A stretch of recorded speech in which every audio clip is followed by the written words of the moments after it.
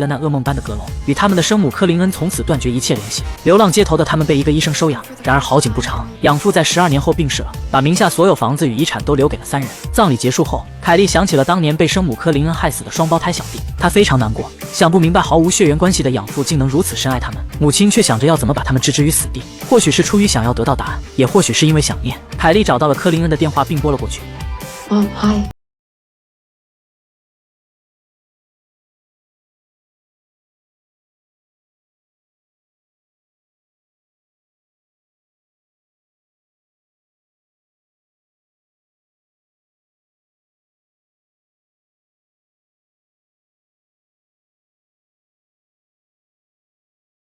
在得知他目前在纽约最有名的芭蕾舞团中领舞后，凯莉非常仰慕。凯文这边，他在一家医院中实习，与导师的女儿小安产生了交集，对方对他一见钟情。小妹则还在学校里读书，因为身材娇小，并且总是随身携带着生母柯林恩在12年前送的布偶，女同学们给她标上怪胎的标签，常常对她进行霸凌。很快，麦克对凯莉展开了猛烈的追求，常常约她吃饭看电影。一次约会时，坦言看出凯莉跳舞时身上散发着想要挣脱束缚的感觉，这番话正戳中了凯莉的内心世界。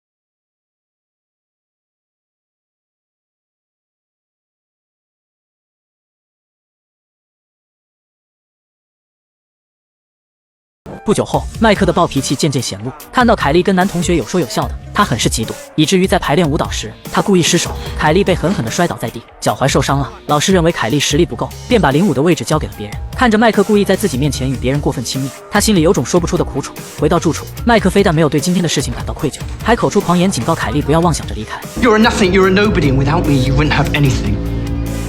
You sure as hell wouldn't have a place in this ballet company. I made that happen for you. 自从凯莉离开后，凯文便整天郁郁寡欢。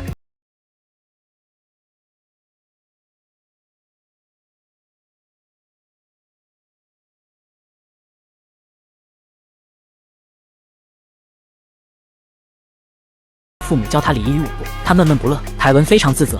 All the other girls have their fathers to present them, their mothers to teach them how to curtsy.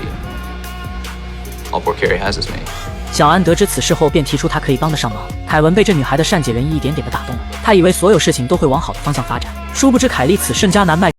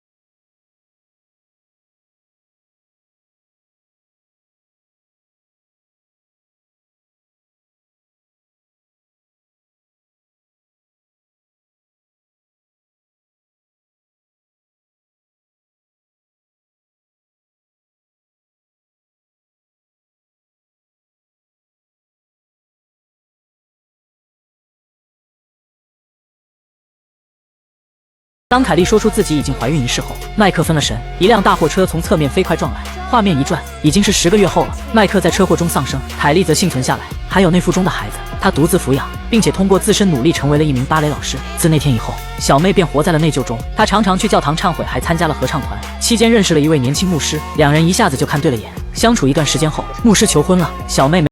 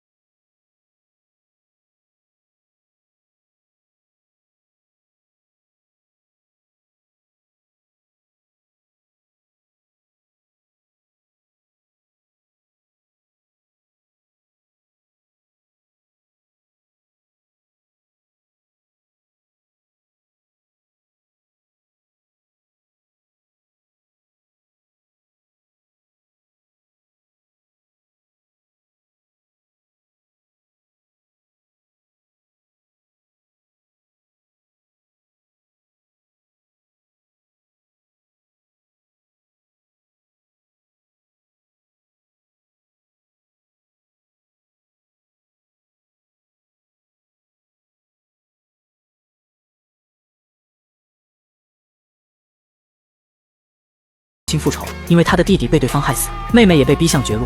I want her to hurt the way that she hurt us.